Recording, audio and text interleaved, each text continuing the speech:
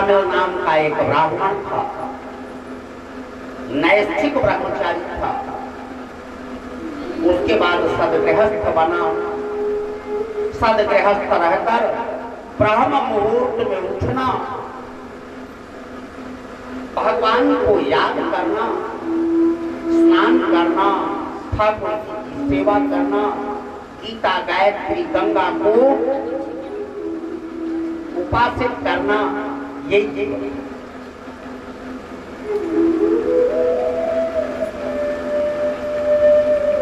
अजामिल नाम था।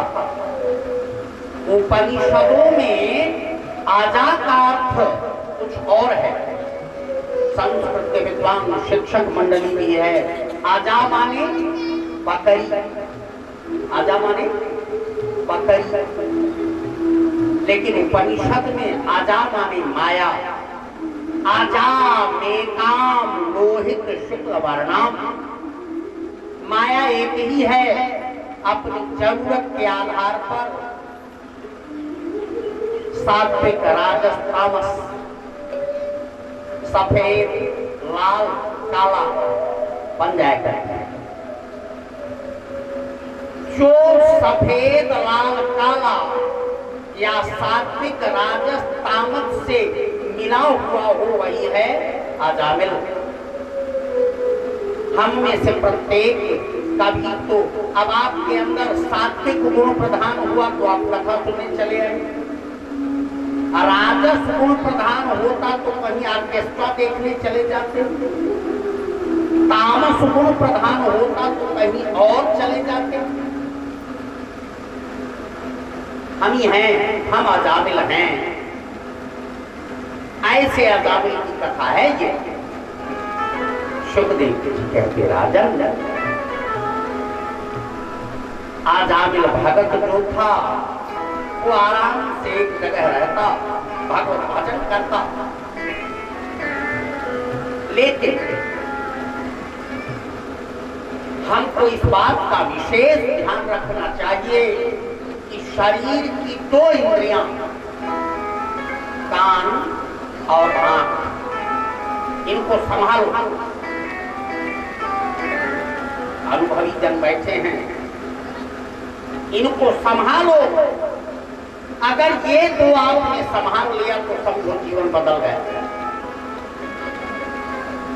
आंखें जहां तहां भटकनी नहीं चाहिए, जितना देखना चाहिए बस उतना देखो,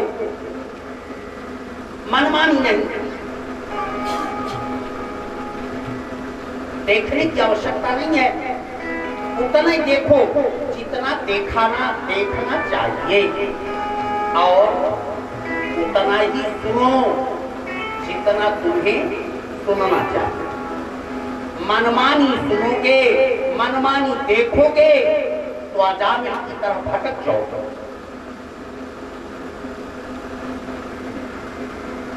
मनमानी, जरा विचार करो, परमात्मा ने मुंह कितना दिया है? एक। और कान कितने दिए हैं? दो। इस मुंह के दो काम हैं, बोलना और खाना। अर्थात बोलने और सुनने का हमारा जो अनुपात हो वो 1:4 का होना चाहिए। हम 1 बोले और 4 सुने, ज्यादा सुनने का प्रयास करें, लेकिन हम करते क्या हैं? बोलते तो 4 हैं और सुनते ठीक होता। जब बोलने लग जाएंगे तो हमारे सामने कोई चुकेगा। जगदीशपुर गांव से शुरू करके राष्ट्रपति भवन तक जाऊंगा, ये तो मेरा बोलना हुआ। और सुनना कुछ नहीं, किसी ने गाली दे दी, तैश आ गया, इसका मतलब हम समझ नहीं सकते। तो फिर भगवान ने जो इंद्रियां बनाई हैं मशीन से, उसके उलट एवरेज चाहते हो। अगर मोटरसाइकिल में है कि 120 किलोमीटर तक जाएगी और उस मोटरसाइकिल को आप 500 किलोमीटर दौड़ाना चाहो तो क्या दौड़ेगी? विचार कर लीजिए। और आज हमारी बातें ही बढ़ी है, सुनने की शक्ति घट गई। सुखदेव जी कहते राजन, एक दिन प्रातःकाल यह अजामिल गंगा स्नान करके लौट रहा था। उसकी दृष्टि एक कामासक्त वेश्या पर पड़ गई। एक गणिका जो कामासक्त थी उस पर उनकी दृष्टि अकारण पड़ गई और उसके मुंह से निकलने वाली आवाज भी उन्होंने सुन लिया। बस बुद्धि वहां से आए, भगवान को स्नान कराया, गंगा जल से धोया और धोने के बाद पूजा पाठ कर कुछ प्रसाद पाया। अपनी पत्नी से कहा अभी आता हूं। चले गए उस गणिका के पास, उससे निवेदन किया, देवी जी हमारे घर चलो। देखो दोष अजामिल का केवल इतना है, दृष्टिपात हो गया और कानों ने सुन लिया। और आज क्या हो रहा है आप जानते हैं? जाबरन हमको जो नहीं सुनना चाहिए, जाबरन हमको वो बातें सुनाई जाएंगी। आप विचार करो, तमाम क्योंकि ऐसे पेशे से हूं और डीजे में जैसे जैसे संगीत बजते हैं आप लोग जानते हैं, माताओं बहनों के संग बैठकर उस गीत को सुनना अभद्र सुनाई पड़ता है, लेकिन हम मजबूर हैं एकदम दरवाजे पर सटाकर और तब उस गीत को गवाएंगे। विचार करो, अर्थात जो नहीं सुनना चाहिए वो भी जबरन सुनना पड़ता है। दुर्भाग्य हमारे संस्कारों का। पहले नाचने के लिए नचनिया बाहर से आती, घर की माताएं पवित्र भोजन अपने रसोई में बनाती, अगर कोई छू लेता तो कोई खाता नहीं था। और आज क्या होता है, अगर शादी ब्याह पड़ गया तो घर की सारी महिलाएं बाहर निकलकर नाचेंगी और बाहर से हलवाई बुलाया जाएगा, वो भोजन बनाएगा। तुम सोच लीजिएगा, जैसी बुद्धि होगी, जैसा भोजन होगा, बुद्धि भी वही होगी। पहले किसी कुटिया पर लिखा होता था, शांति से रहिए, समय नष्ट मत करिए। आप करोड़ों का बंगला बनाकर दरवाजे पर लिख देंगे, कुत्तों से सावधान, अर्थात इस बंगले में कुत्ता रहता है। सोच लीजिए,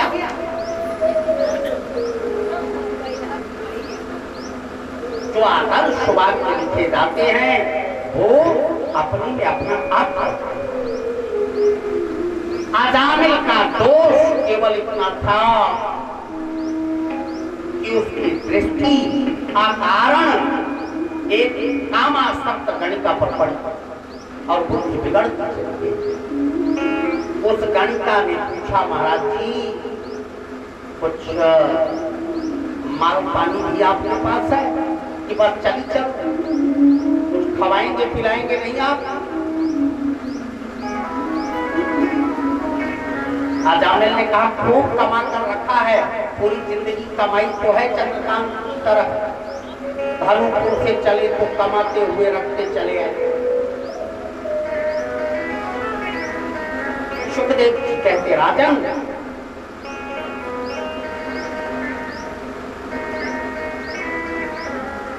धन की लालच में वह गणिका अजामिल के घर आ गया। लेकिन देखो एक क्षण कैसे जीवन को परिवर्तित करता है। एक क्षण जब वो गणिका घर आई, सारा पैसा ले लिया, सब खर्च कर दिया, विलासिताएं बढ़ती चली गई, आवश्यकता बढ़ती चली गई।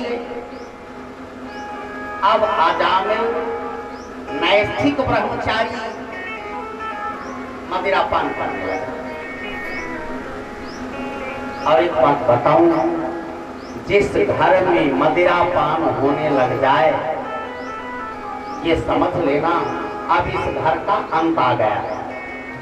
देखिएगा, समाज में देखिएगा, विचार करिएगा, क्योंकि जब मदिरा पान आएगा तो कुछ और भोजन बिगड़ेगा, भोजन में कुछ गलत आएगा, और जब भोजन और पीना दोनों बिगड़ गया तो स्वर भी बिगड़ जाएगा, शब्द बिगड़ जाएगा, कृति की आकृति बिगड़ जाएगी। शुद्ध कहते राजन, अब इसने मदिरा पान करना शुरू किया और मदिरा पान करके चोरी डकैती भी करना शुरू कर दिया। एक दिन चोरी करके बहुत सारा धन ले आया।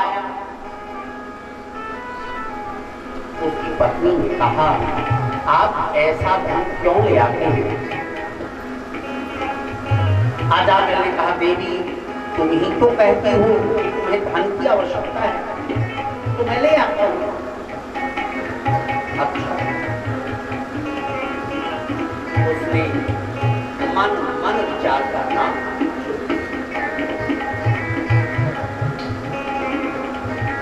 यह है